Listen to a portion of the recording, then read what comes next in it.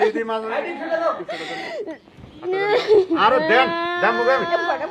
এই শেষ বিয়ে তো হয়েই গেছে আরে আমি না নিলে ওই দেখো রান্না বিয়ে দিই আমি এই হাত কাটতে বলবো যে এই হাত দিয়ে আমার শহীদ হয়েছে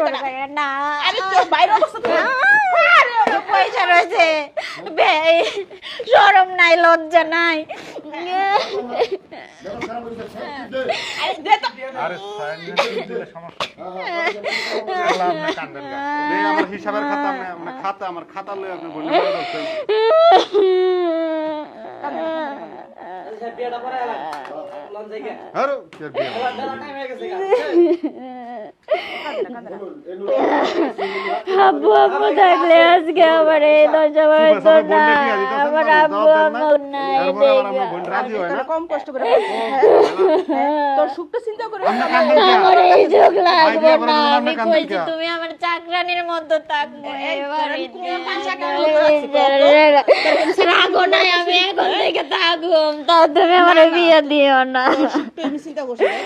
আমার এই সুখ লাগবো না আমি যদি মরে যাই এই সুখ দিয়ে আমি কি করবো বর মোহাম্মদ আলী আলী আকবর আলী নাকি এই তো আপনার নাম কি দোষ বর করছি মোহাম্মদ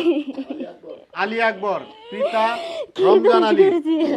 আরে না তুই কি দোষ করছিস তোর সুখ লেগে আমি আমরা তো কিছু করছিস তুই থানা শ্যামবাগ আমি কি জেলা দোষ নোয়াখালী করছি তোমাদের কাছে কোনে আপনি মুসাম্মদ আকি খাতুন পিতা আকবর আলী গ্রাম সারিয়াকান্দি থানা সারিয়াকান্দি জেলা বগুড়া 10 লক্ষ টাকা কাবিন ধার্য করিয়া 7.5 লক্ষ টাকা স্বর্ণ বাবদ ও বিয়ের বাজার যাবত উসল করিয়া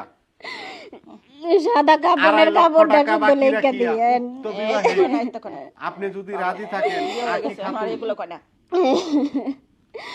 আজকে আলী আব্বু বেঁচে থাকলে আকবর আজকে আলীকে তুমি স্বামী আমার হিসেবে জীবনে গ্রহণ ওই করেন। ছেলের সাথে আমি বিয়ে গ্রহণ দিতে করিলাম। পারতাম না আমি গ্রহণ আব্বু করিলাম। আমার নাই দেখা জোরে একবার বলেন আমি গ্রহণ করিলাম আমি কবুল করবো না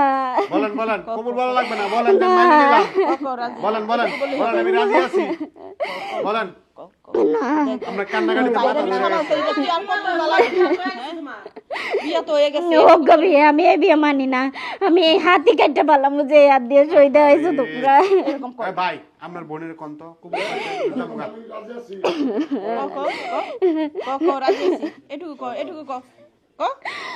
ভাইয়া তুমি একটু বুঝার চেষ্টা করো আমার এইভাবে বিয়ে দিও না আমি কই আমি সব বুঝা হইলে দিতাছি তুই চিন্তা করিস না